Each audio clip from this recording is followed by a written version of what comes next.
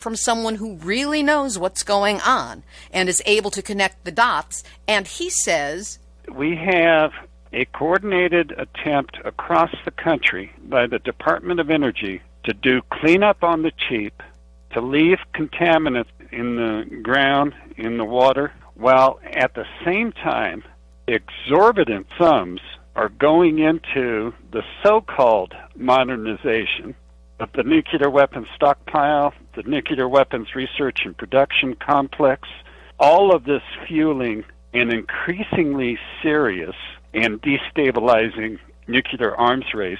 This is nuts. And in part, it's being paid for by cleanup on the cheap.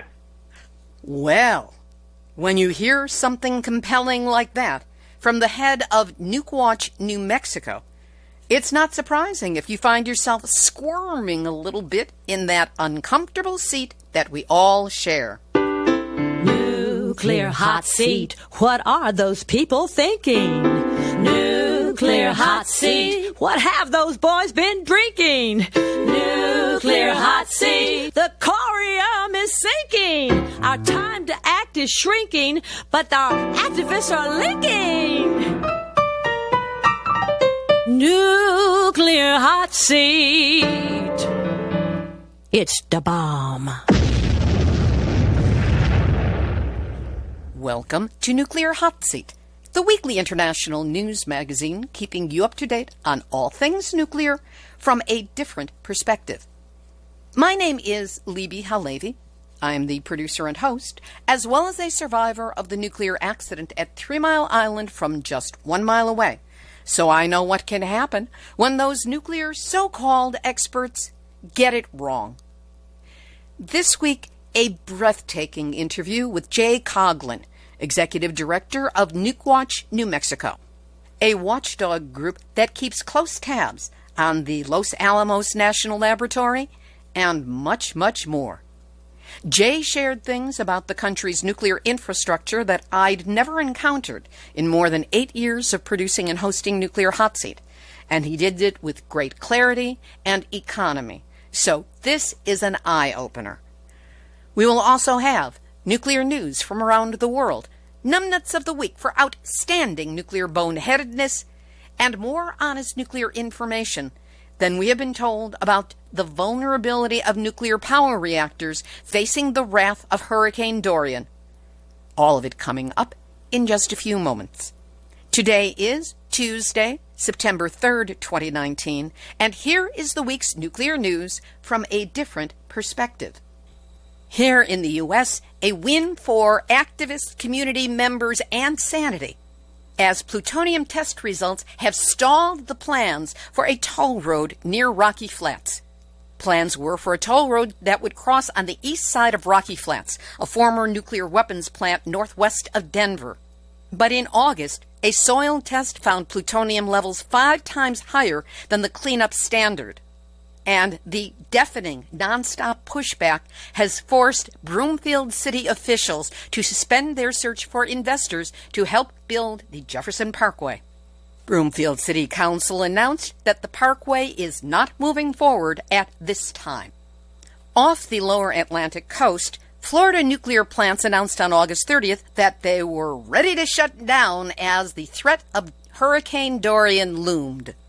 But as of this morning, September 3rd, while the St. Lucie plant did register an unusual event, Step 4 on the 4-step Nuclear Regulatory Commission scale to kiss your ass goodbye, they did not turn off the power or turn down the power. In fact, every nuclear reactor on the East Coast is still operating at 100% power, which is not a good idea when there's a possible flood event coming. You don't want to play nuclear chicken with a Category 5 hurricane. In Southern California, the owners, contractor, and regulators of the San Onofre nuclear power lemon are facing a new lawsuit over fuel storage plans. The nonprofit group Public Watchdogs is asking a federal judge to halt the on-site transfer of spent nuclear fuel at San Onofre until a full hearing on the project can be convened. The lawsuit names majority plant owner Southern California Edison, minority owner San Diego Gas and Electric, Holtec International, which designed and built the low-grade storage canisters now being loaded with high-level nuclear waste, and, of course, the U.S. Nuclear Regulatory Commission. We'll have much more on this in next week's program. In Massachusetts, 96 organizations have joined the call to suspend the Nuclear Regulatory Commission's Pilgrim license transfer to Holtec. On August 22nd, the NRC finalized the transfer from Entergy to Holtec without addressing petitions to intervene and requests for adjudicatory hearings by the Massachusetts Attorney General's Office and Pilgrim Watch. Organizations from states where Holtec is directly involved include California, New Mexico, New Jersey, New York, Michigan, and Massachusetts, and all have joined the petition, requesting the NRC suspend license transfer until all the contentions on radiological, environmental, and financial concerns are heard and resolved. Holtec's partner in the proposed decommissioning, SNC Lavalin, is a Canadian-based company involved in a political scandal and controversy in Canada, which has led to its shady business reputation. Another California story, and this one is numbnuts adjacent. Central Coast Assemblyman Jordan Cunningham has introduced a new bill that could keep Diablo Canyon Nuclear Power Plant open. How? It would amend the California Constitution to define nuclear power as a renewable energy source. No. Jane Swanson of San Luis Obispo Mothers for Peace, a nonprofit organization concerned with the dangers of this type of energy source, said, "Nuclear is not a renewable form of energy by any stretch of the imagination. Just because nuclear fuel is not renewable. Tremendous amounts of carbon dioxide are put into the atmosphere during the mining, the milling, and the enrichment of the fuel. It seems the only thing endlessly renewable about nuclear is the idiocy of those who support it." And now, Nuclear hot seat, nuclear hot seat, nuclear hot seat, numbnuts of the week. hypersonic missiles, stealth cruise missiles, and weaponized artificial intelligence have so reduced the amount of time that decision makers in the U.S. would theoretically have to respond to a nuclear attack that two military so-called experts say it's time to give artificial intelligence control over the launch button. I mean, really, what could go wrong? And how many bad movies include that plot point? In an article entitled "America Needs a Dead Hand," U.S. deterrence so-called experts Adam Lowther and Curtis McGiffin propose a nuclear command control and communications setup with eerie similarities to the Soviet system Dead Hand, which was a semi-automated system developed to launch the Soviet Union's nuclear arsenal under certain conditions, particularly the loss of national leaders. These two military Tweedledum and Tweedledummers say that U.S. leaders would be under such time pressure, quote, "It may be necessary to develop a system based on artificial intelligence with predetermined response decisions that detect, decide, and direct strategic forces with such speed that the attack time compression challenge does not place the United States in an impossible situation." No, you doofuses, nukes place the U.S. and the rest of the world in an impossible situation. You just want us to get there faster. Now, these guys just love, and you can hear the overtones in there, that this system would bolster the United States' ability to respond to a nuclear attack after the fact. That is, ensure a so-called second strike capability. It would adopt a willingness to preemptively attack other countries based on warnings that they are preparing to attack the United States. In other words, saber rattling, like North Korea does all the time. And, of course, they could always destabilize that country's adversaries by fielding nukes near their borders. I don't know what they mean by fielding, but it doesn't sound good. While the Soviet dead hand system could only be launched after a nuclear attack by three officers deep in a bunker, would set off rockets that would fly across the country, initiating the launch of all the Soviet Union's remaining missiles in a sort of revenge from the grave type move. But Lowther and McGiffin say a hypothetical U.S. system would be different from Dead Hand because, quote, The system itself would determine the response based on its own assessment of the inbound threat. That is to say, the U.S. system would be better because it wouldn't necessarily wait for a nuclear detonation to launch a U.S. nuclear attack. We'll have more on this in today's final thought, but for now, Lowther and McGiffin and anybody who takes these guys seriously, you are this week's Nuclear Hot Seat, Numbnuts of the Week. In Japan, Tokyo Electric Power Company, TEPCO, is considering decommissioning one or more of the 7 reactors at the Kashiwazaki Kariwa nuclear power plant in northern Japan, in exchange for which they will be allowed to operate 2 of them. But TEPCO was asked in June of 2017 to come up with a plan for dismantling at least one of the reactors, and TEPCO has missed that deadline. And in Russia, further confirmation that the mysterious explosion on August 8th that released radiation came from the explosion of a nuclear reactor. And the doctors who treated the victims of that explosion, despite being forced to sign non-disclosure agreements, have revealed that the irradiated victims of that accident were treated just feet away from pregnant women, children, and those who were seriously ill. One doctor said, "After we started operating on the victims, dosimetrists arrived and measured the levels of beta radiation and then ran out of the operating room in fear. They confessed that the beta radiation was off the scale." We'll have this week's featured interview in just a moment, but first, nuclear stories and areas of crisis keep multiplying almost as rapidly as our tons and tons and thousands of tons of radioactive nuclear waste. It doesn't matter where you live. Between atomic radiation from atmospheric bomb tests still circling the world in the jet stream, to the dangers posed by that nuclear reactor down the road, abandoned uranium mines, or the ramp-up of the new nuclear arms race, we're all in that nuclear hot seat, like I tell you every week. And the best defense against it is to know exactly what's going on and how to resist its spread. Now in its 9th year, Nuclear Hot Seat remains one of the only places where you can get a 1-hour hit of honest nuclear information every week. Interviews with activists, genuine experts, a roundup of international news, as well as numbnuts of the week, bad puns, and anything I can do to lighten up some really heavy information. So where else can you find all this in a weekly counterbalance to the nuclear industry propaganda and lies and the mainstream media's dead silence? Of course, we operate on the equivalent of a bake sale budget, and that minuscule budget is dependent on you, the listeners. So this is my invitation to you to help us keep going. We make it easy.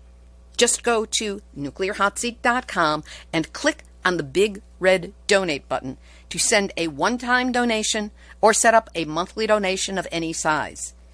And to send us a monthly $5, the same as what you would spend on a cup of coffee and a good tip here in the U.S., just click on the big green donate button at nuclearhotseat.com. Please, do what you can now, and know that whatever you can do to help, I am deeply grateful that you're listening and that you care. Here's this week's featured interview.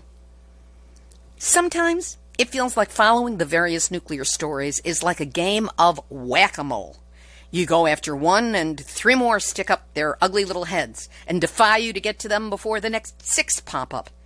And the nuclear industry likes to keep all those issues separate from each other, so you don't get to see the patterns of the abuse, the ignorance, wrong-headedness, greed, and stupidity.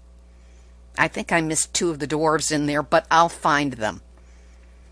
That's why it's a powerful experience to speak with someone like Jay CoghlAn, Executive Director and one of the founders of Nukewatch New Mexico. In the organization's 20-year history, it has repeatedly fulfilled its mission statement to promote safety and environmental protection at regional nuclear facilities, mission diversification away from nuclear weapons programs, greater accountability and cleanup of the nationwide nuclear weapons complex, and consistent U.S. leadership towards a world free of nuclear weapons. Boy, wouldn't that be terrific. I contacted Jay initially to learn about recent meetings held with the Department of Energy on the so-called cleanup of radioactive waste at Los Alamos National Labs. And as so often happens, the interview turned into much, much more. I spoke with Jay CoghlAn on Thursday, August 29, 2019. Jay CoghlAn, so good to have you with us here this morning on Nuclear Hot Seat. Yeah, thank you for having me. New Mexico seems especially hard hit by a wide range of nuclear issues, from uranium mining and the Church Rock uranium tailings spill to the waste isolation pilot plant, the Trinity site where the first atomic blast took place, Los Alamos and Sandia National Laboratories, and the proposed Holtec so-called interim high-level radioactive waste dump. In Nukewatch, with all of these issues, what do you focus on, or do you try and focus on it all? Well, really two things. We primarily focus on the Los Alamos National Laboratory. And so two things with respect to that. Its role in the escalating nuclear arms race, which is obviously has far-reaching global consequences. And this is fueled by the Los Alamos lab, both through proposal for new design nuclear weapons and the fact that the laboratory manufactures the plutonium pit cores for nuclear weapons. So, again, Los Alamos is, on the American side of things, is enabling the new nuclear arms race. The other side of our house is that we work on cleanup issues at Los Alamos, and the two are linked.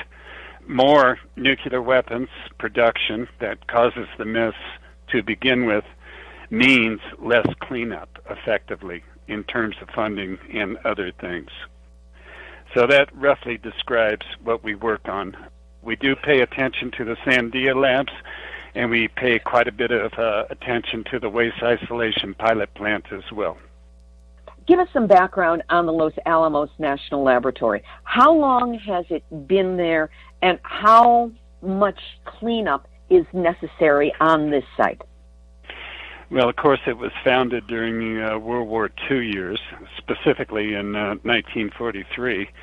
And, I'll be the first to observe that it was an amazing technical feat that the U.S. did in those war years of, first of all, building reactors to produce plutonium and uranium, and then Los Alamos developing and manufacturing the bombs that destroyed both Hiroshima and Nagasaki in 1945.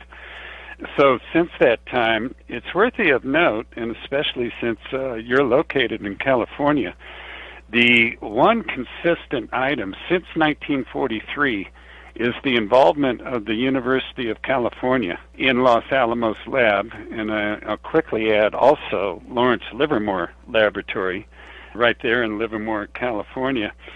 So here we have a state university system that, is generally perceived as being somewhat liberal. But again, it's been in the nuclear weapons business from the very beginning. Now, with respect to how much cleanup is there to do at Los Alamos, well, if you listen to the Department of Energy, and specifically, I'll just stick to the Department of Energy, which runs the cleanup program at Los Alamos. If you listen to them, there's only some 5,000 cubic meters of radioactive and hazardous waste to treat in one form or another. But in reality, there are at least 150,000 cubic meters of radioactive and toxic waste buried in unmined pits and trenches at Los Alamos above our deep groundwater aquifer. I also recall that in 2011, there was a major forest fire in New Mexico, the Las Conchas fire. And at that time, Los Alamos was threatened, and there was a fear that by burning through some of these unmarked pits, or even some of the marked ones, that radionuclides would be re-aerosolized, and they would go up in the air in the smoke, and they would be spreading further. Has there been any evidence of that? Couple of things. First of all, a wildfire will send up naturally occurring radionuclides to begin with. That's kind of as a matter of course, and specifically potassium 41, which is naturally prevalent. Now, the more serious fire was the Cerro Grande fire in the year 2000 that actually burned some 3,500 acres on laboratory property. The 2011 Las Conchas fire burned to the boundary of the laboratory, and that boundary is a state highway, and that's where, all the firefighters stopped it. With respect to what we know about radionuclides in the smoke, folks in California are going to unfortunately understand, what that smoke is like and how thick and aggravating it can be to respiratory systems, etc. But in the 2000 Cerro Grande fire, first of all, the laboratory and the Los Alamos town site, they were both evacuated, and air monitoring stations were abandoned. The short response to your question of what do we know about what was in the smoke, unfortunately, we don't. We don't. And, just to give you some idea, there's not only the facilities at the laboratory, and none of the major facilities burned, but there are also, they're commonly called diffuse points. The lower half of the laboratory, it's largely wooded, and there's been a lot of explosive tests involving uranium. And the result is that there's quite a bit of uranium shrapnel just sitting around on the forest floor. And in fact, in official studies, that's postulated as the highest occupational dose would be to a firefighter fighting the fire in this area where uranium shrapnel could probably be burning up. But again, the short answer is we don't really know what was all in the smoke during the 2000 Cerro Grande fire. Just to give you an idea of the smoke, I happened to be in Washington, D.C. when that fire broke out in April 2000, and I flew back, some 3 days after it broke out, and I started seeing the smoke while I was in the airplane. I started seeing the smoke from that fire in eastern Oklahoma. And is the reason that we don't know the content of that smoke because people looked and couldn't find anything, or was there no research into what was in it? Again, as I stated, the air monitoring stations were essentially abandoned. Again, the laboratory and the town site were totally evacuated. Only essential personnel, security, remained at the laboratory.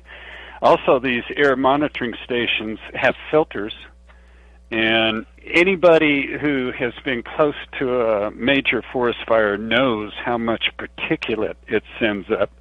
And so these filters clogged. And the town site and laboratory were evacuated. The filters weren't changed out. Again, the bottom line, we don't know.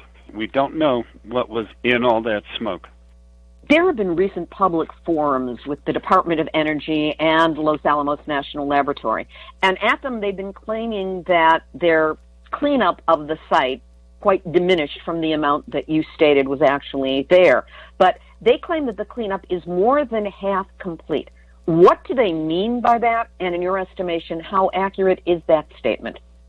Well, we'll get to that right here and now. Their statement is false, okay?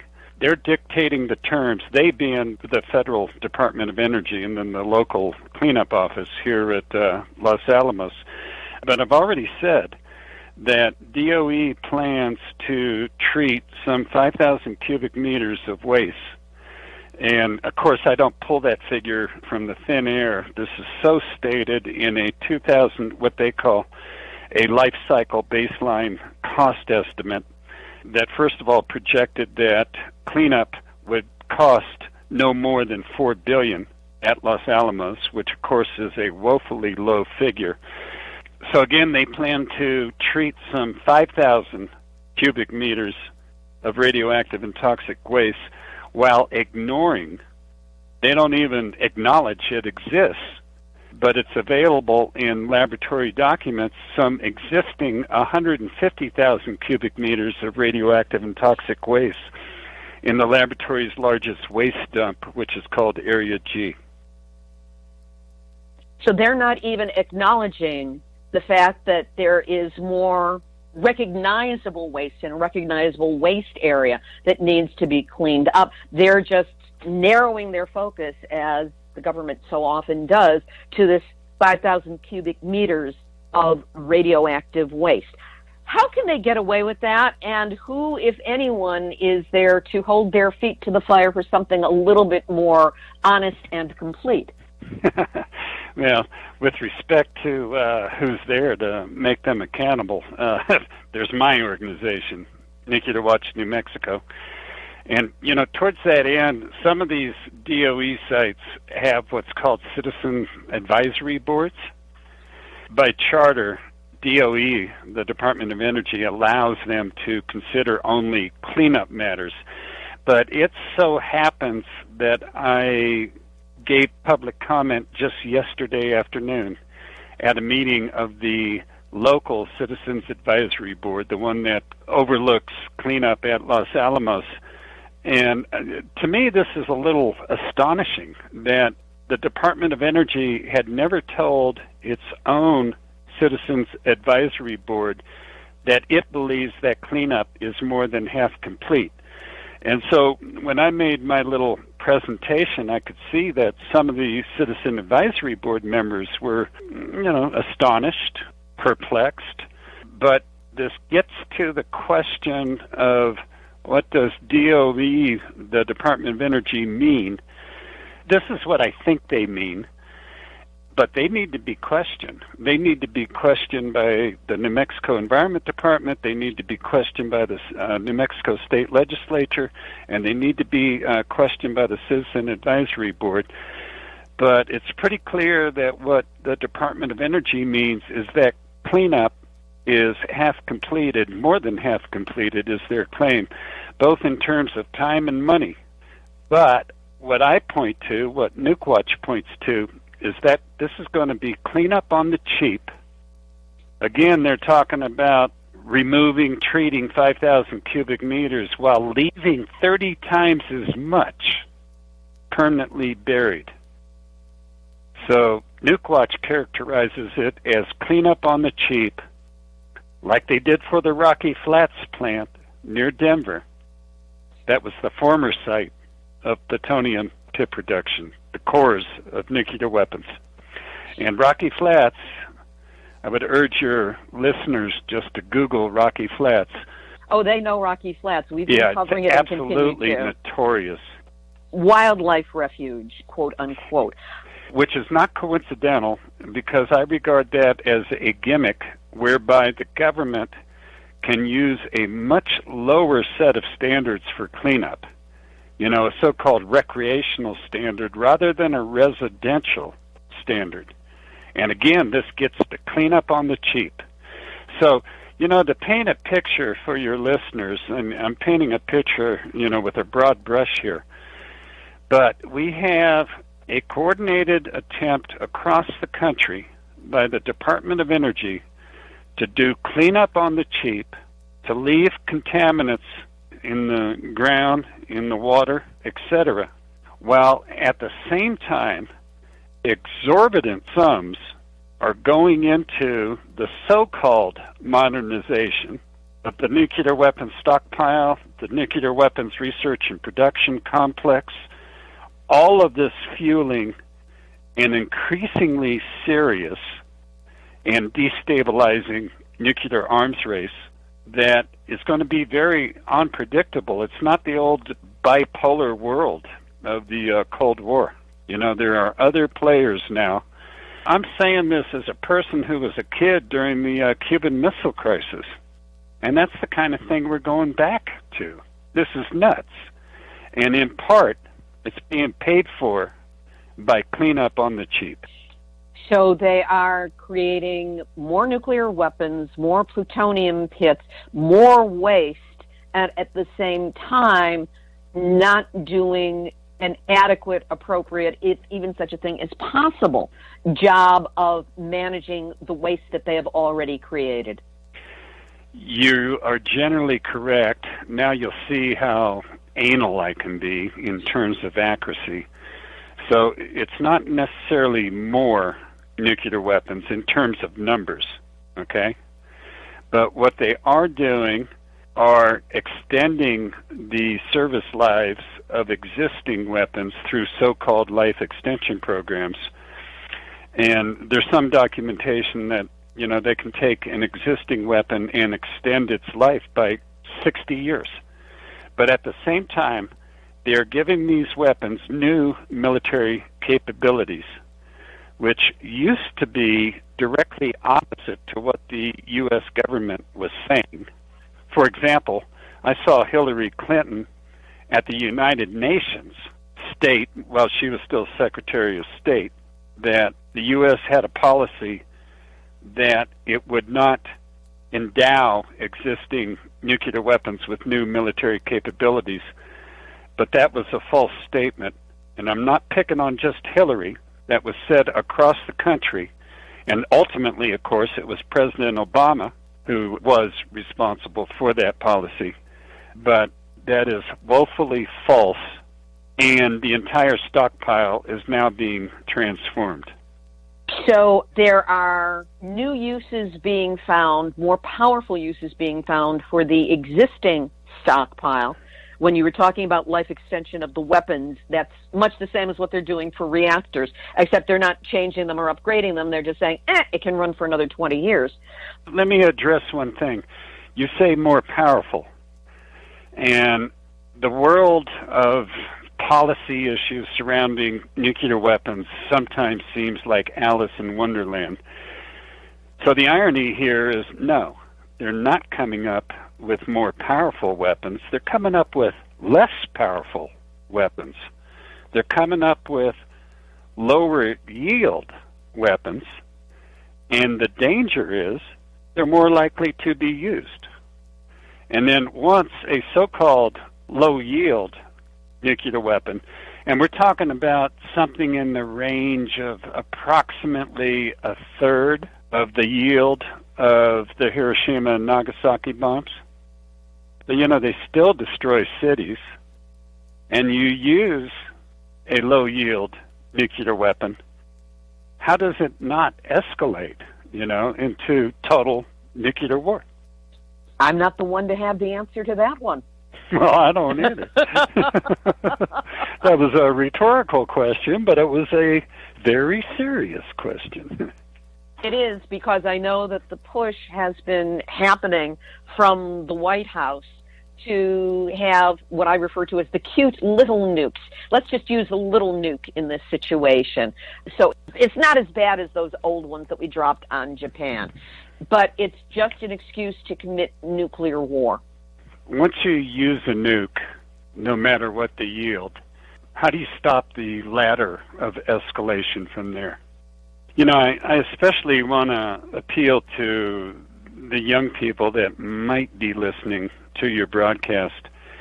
I grew up in a military family. I mention that just because I was quite aware of the Cold War when I grew up and the terror of it. And, you know, as a kid, you end up thinking that apocalypse could happen tomorrow, you know, that you'd wake up to a world that's destroyed, a world in which you would not want to be a survivor. And it's just tragic and unbelievable that that's where we're going back to. And I'm not engaging in hyperbole or exaggeration. That's where we're going back to. And, you know, climate change, rightfully so, is such a concern, such a grave concern.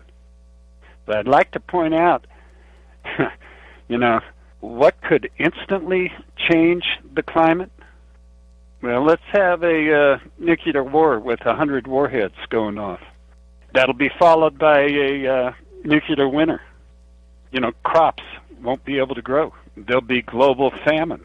So, you know, here I am. I'm not dealing in a unpleasant subject, but, I especially want to appeal to your young listeners that my generation let you down. How come we didn't get rid of nukes after the Cold War? It's tragic. I can't contradict you, and I believe we are of an age with each other because I remember the Cuban Missile Crisis. I remember being terrified of nukes. And sidebar, I lived in Chicago, and in 1959, the Chicago White Sox won the pennant for the first time in I don't know how many decades. And to celebrate it, Mayor Daley set off at 10 o'clock at night the fire station sirens that were supposed to be used only in case of a nuclear war. And my family went, oh, they're just celebrating the White Sox. And for me, I thought it was over, and I was trying to get my family into the basement, and they wouldn't go. Right. And they sent me back to bed, and I was terrified because I thought, this is it, it's over. And that was a daily concern. Yes, it was. And, the absurd duck and cover exercises in school. I mean, if it wasn't so serious, it'd be comical. that there is no protection. So let's get this back to where we started talking, which is about the purported cleanup being halfway done at Los Alamos. There were recent public forums that were held. In your estimation, how did those go? And I like to refer to all the world as a stage, and if it's so, nuclear is the worst theater going. How bad was the nuclear theater? Different levels. On the surface, all was calm, all was good, nothing here. You go below that, a specific objection that I have is that all questions from the audience were to be submitted in writing, and then they were all responded to by the former head of the cleanup program at the Rocky Flats plant. And I believe that is certainly not coincidental. I reiterate that Rocky Flats plant style cleanup on the cheap is coming here to Los Alamos. So there was no opportunity for follow-on questions. There was no opportunity for, call it, cross-examination. And you basically only got to hear the party line, which, among other things, is that cleanup is more than half complete. So the so-called cleanup forms, I think they're just part of an integrated public relations campaign to sell Rocky Flats style cleanup on the cheap here at Los Alamos. Did the media fall for this line? Is that what they picked up on? There has not been that much media coverage. The last forum here in Santa Fe last week did have one significant story. No, they didn't fall for DOE's line. They reported basically both sides, DOE and folks, the position of Nukewatch. So that coverage was actually pretty good. But the underlying issue is that there needs to be more media coverage, and Nukewatch is attempting to do that. This can be described as a guns versus butter issue, more nuclear weapons versus cleanup. And the debate needs to be elevated here in this state.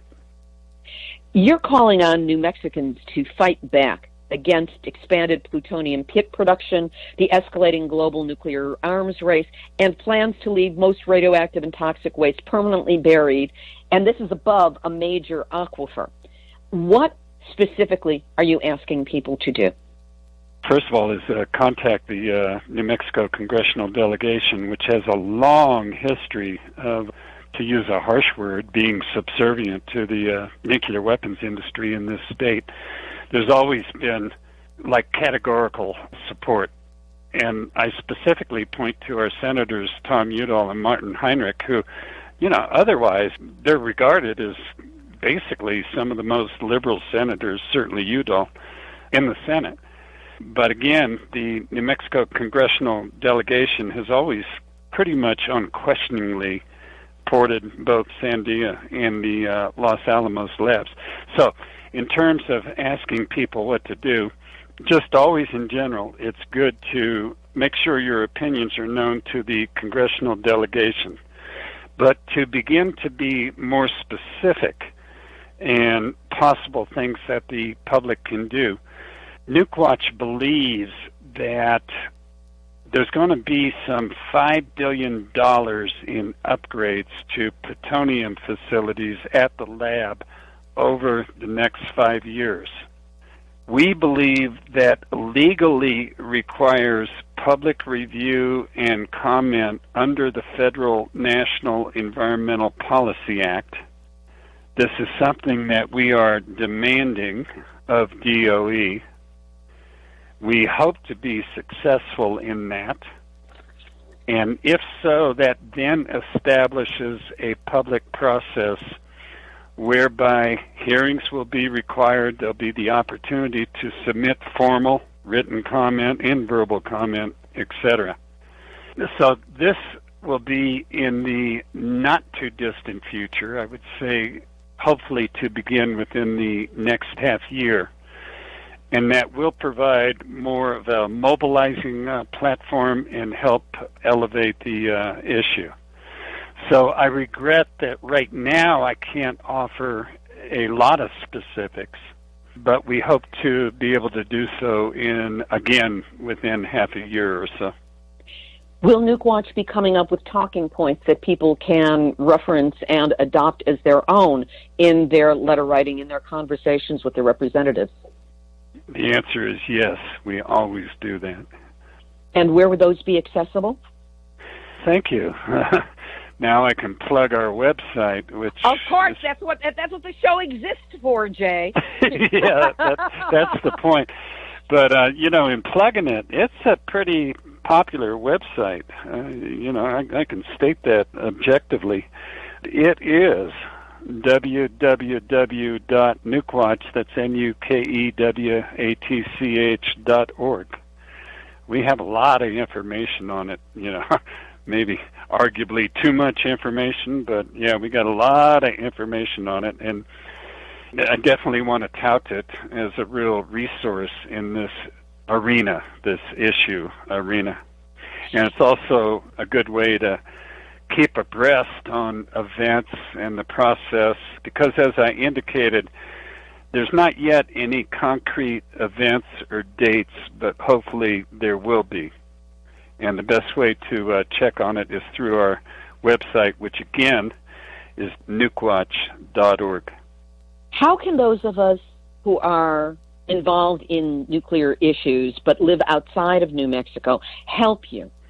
Well, first of all, deal with the Lawrence Livermore Laboratory there in Livermore, California, about 40 miles east of the Bay.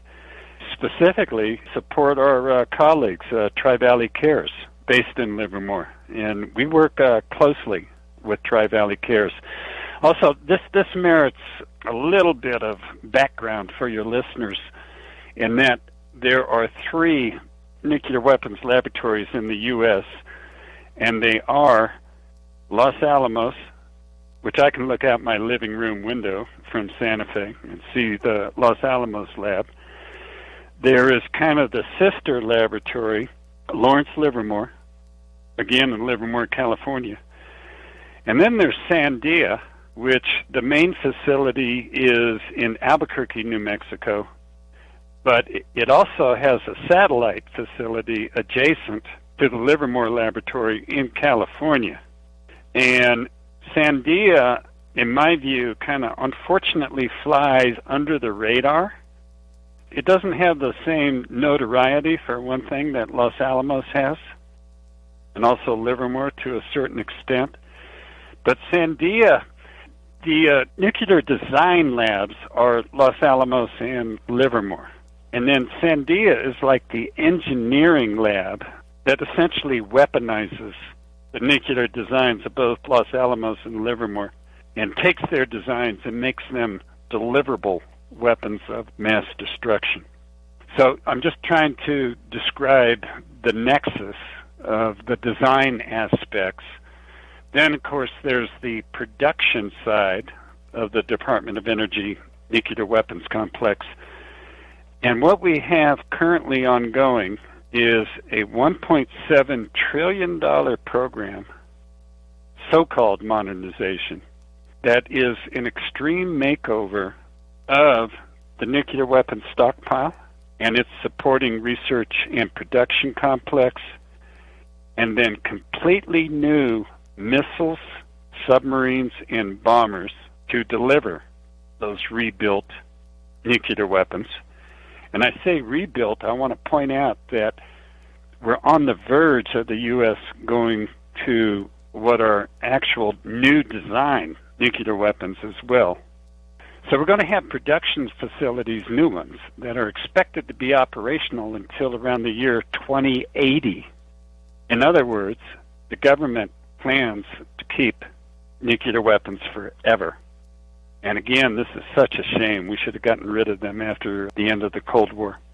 Wouldn't we had? And certainly when you say they're planning on holding on to nuclear weapons for forever, that may not be as long as 2080 with the way we're going. Should a catastrophic nuclear war break out, yes, I assume that's what you're implying. It could happen. It could happen. That is the unfortunate reality. And I'm going to point once again that the situation, the overall geopolitical situation, is even more unstable than it was in the Cold War because we're not looking at a bipolar conflict anymore. First of all, it's generally recognized as at least tri-party with China, although, to China's credit, its stockpile is quite small compared to the U.S. and Russia. U.S. and Russia together possess over 90% of the world's nuclear weapons. China is somewhere around 300 and also has a declared policy of no first use, which both the U.S. and Russia will not make that declaration. But that said, I'm pointing to the inherent instability, geopolitical instability, that first of all, we're tri-party with China. Then, of course, we got North Korea, possibly Iran, since Trump busted the nuclear deal with Iran. So as bad as the Cold War was, and it was truly terrible, and we faced apocalypse a couple of times, not only with the Cuban Missile Crisis, but in the present geopolitical hierarchy, it's even more unpredictable and destabilizing. Well, Jay, I look forward to speaking with you more in the future. We should only have a future. I'm still an optimist, and the sun comes up every day. As long as it's a full upright position and you're above ground, it's better than not. Jay, you've certainly given us a lot to think about, a lot to take action on, and we'll stay in touch. And I want to thank you for being my guest this week on Nuclear Hot Seat. All right, thank you for having me. Jay CoghlAn, Executive Director of Nukewatch, New Mexico. You can find their website at nukewatch.org, and of course, we will link to it on our website, nuclearhotseat.com, under this episode, number 428. Activist shout-outs! A new website with the seemingly lurid name Chris Busby Exposed is actually a good thing. Christopher Busby is a British scientist and expert on the health effects of internal ionizing radiation. He's a director of Green Audit Limited, a private company, and scientific advisor to the Low Level Radiation Campaign. He's also been the target of numerous vicious, untrue attacks on his credibility, which have been caught up in the online echo chamber and magnified beyond reason. So this new website has been created in order to counteract the web attacks on Chris Busby's credibility, which have been increasing recently in proportion to his success in creating serious questions about the health effects of ionizing radiation and about the health effects of exposure to uranium weapons. The main problem has been misinformation and bias, which has been inserted into Busby's Wikipedia entry, which has been difficult to counter or take down. Hence the new website. So go there and take a look at the accurate reporting of the work and record of the real Chris Busby. It's tremendously impressive. Again, it's Chris, CHRIS .busby, BUSBY .exposed. There's no .com or .anything. And if you'd like more information, you can listen to my interview with Chris by going to Nuclear Hot Seat number 333 from November 17, 2017. And of course, we will link to it on the website. And just for fun, we're going to link to a short non-nuclear interview with New Zealander Kevin Hester. Kevin was an early supporter of Nuclear Hot Seat and remains a ferocious one. We interviewed on the climate change nuclear insanity connection for Nuclear Hot Seat number 233 from December 8, 2015. I told you he goes back to the early days. Kevin is a lifelong veteran of the eco-wars, and he currently produces and hosts Nature Bats Last, where he talks the difficult talk about abrupt climate change and the exponential nature of global warming. But in this short interview, we get to hear a little bit about his life on a tiny New Zealand island and what real community there looks like. It's nice to know he's got that to fall back on when his place on the cutting edge of the eco-wars gets to be a little too much. Here's today's final thought. I know I used this story as numbnuts, but I've been unable to let it go. I'm haunted by the thought that there are people in the government, in the military, and who knows where else, who think that putting artificial intelligence in charge of whether or not a nuclear weapon gets launched is a good idea. History is replete with instances in which it seems, in retrospect, that nuclear war could have started were it not for some flesh-and-blood human being refusing to begin Armageddon. Perhaps the most famous such hero was Stanislav Petrov, a Soviet lieutenant colonel who was the officer on duty in charge of the Soviet Union's missile launch detection system when it registered 5 inbound missiles on September 26, 1983. Petrov decided the signal was an error and reported it as a false alarm, refusing to take the action that he was under Soviet orders to take. His human decision was the right one. Whether artificial intelligence would have reached the same conclusion and decision is, at the least, uncertain. All this reminded me of science fiction writer Isaac Asimov's 3 laws of robotics, which were the ultimate strictures under which any robot, which of course operated on artificial intelligence, was allowed to exist. These were law number 1. A robot must not injure a human being or, through inaction, allow a human being to come to harm. Well, shoot. If you are programming artificial intelligence to launch nuclear weapons that will destroy millions of human beings, along with rupturing the entire web of life, that kind of blows this first law. The second law of robotics: a robot must obey orders given it by human beings, except where such orders would conflict with the first law, which, as you've heard, has already been broken. If the mental midgets in charge of nuclear abdicated their launch responsibility to AI because computers are so much faster than human reactions, the computers would probably have nuked our target to automatic retaliation against us and our retaliation against them, and so on and so forth, to ultimate planetary smithereens before a human being could think or move quickly enough to intervene. The third law of robotics: a robot must protect its own existence as long as such protection does not conflict with the first or second law of robotics. But if the nukes get launched and retaliated and re-retaliated, will anything human or conscious continue to exist? Or will AI, safely down in some ultimate bunker, just take over the planetary reins and survive while humanity goes down in flames, remembered only as a distant, flawed precursor organism to the superior AI? Would you put your destiny in the hands of a computer? Open the pod bay doors, Hal. This has been Nuclear Hot Seat for Tuesday, September 3rd, 2019. Material for this week's show has been researched and compiled from nuclear-news.net to unrenard.wordpress.com, miningawareness.wordpress.com, Beyond Nuclear International, the International Campaign for the Abolition of Nuclear Weapons, or ICAN, the Union of Concerned Scientists, Bloomberg.com, KUSI.com, San Diego Union Tribune, Public Watchdogs, Cape Downwinders, KEYT.com, Bulletin of the Atomic Scientists, ABQJournal.com, Asia.Nikkei.com, Newsweek, TheBarentsObserver.com, Geopolitics.co, and the totally compromised dimwits at the Nuclear Regulatory Commission who are in no way protecting people or the environment.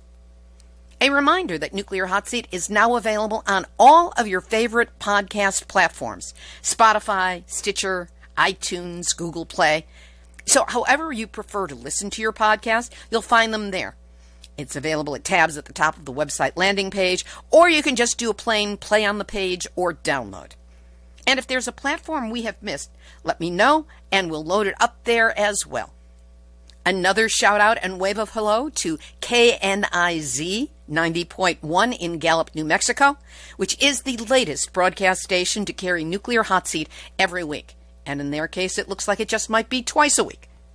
I want to thank all of you who are listening from around the world on 6 continents and joining with each other to learn nuclear truths and learn what we can do about them. If you would like to get Nuclear Hot Seat delivered via email to you every week, it's easy.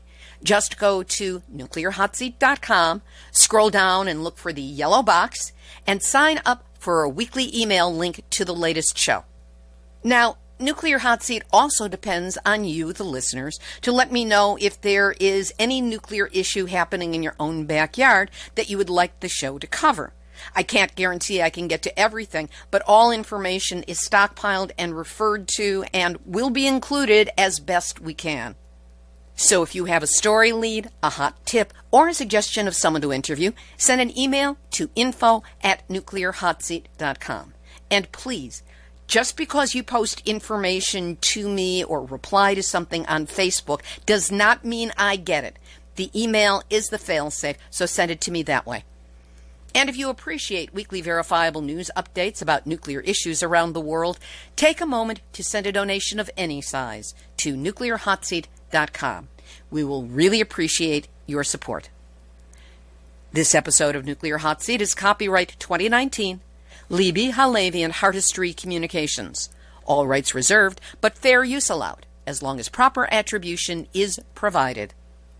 This is Libby Halevi of Heartistry Communications, the heart of the art of communicating, reminding you that we can always come up with the date that a nuclear emergency begins, but we can never come up with a date when it's over, because once it starts, it's never over. There you go. You have just had your nuclear wake-up call. Now don't go back to sleep, because we are all in the Nuclear Hot Seat. Nuclear Hot Seat, what are those people thinking? Nuclear Hot Seat, what have those boys been drinking? Nuclear Hot Seat, the corium is sinking. Our time to act is shrinking, but our activists are linking. Nuclear Hot Seat, it's the bomb.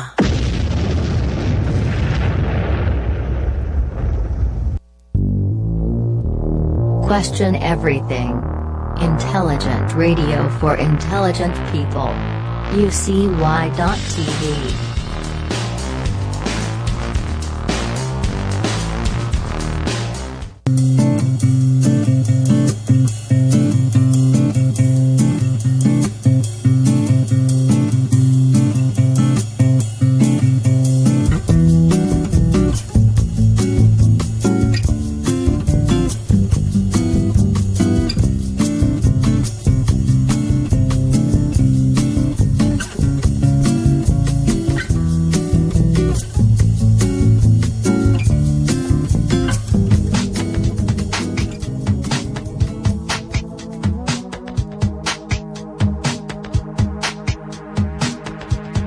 Ozzy Skateboard, and you're listening to UCY.TV.